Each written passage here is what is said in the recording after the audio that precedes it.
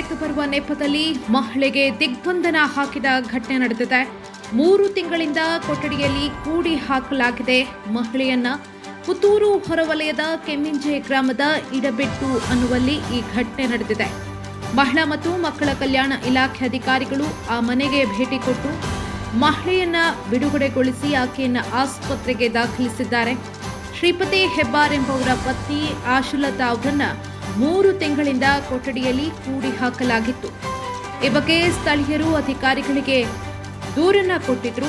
ಈ ಹಿನ್ನೆಲೆಯಲ್ಲಿ ಇಂದು ಸ್ಥಳಕ್ಕೆ ಭೇಟಿ ಕೊಟ್ಟ ಮಹಿಳಾ ಮತ್ತು ಮಕ್ಕಳ ಕಲ್ಯಾಣ ಇಲಾಖೆ ಅಧಿಕಾರಿಗಳು ಮಹಿಳೆಯನ್ನ ರಕ್ಷಣೆ ಮಾಡಿ ಆಸ್ಪತ್ರೆಗೆ ದಾಖಲಿಸಿದ್ದಾರೆ.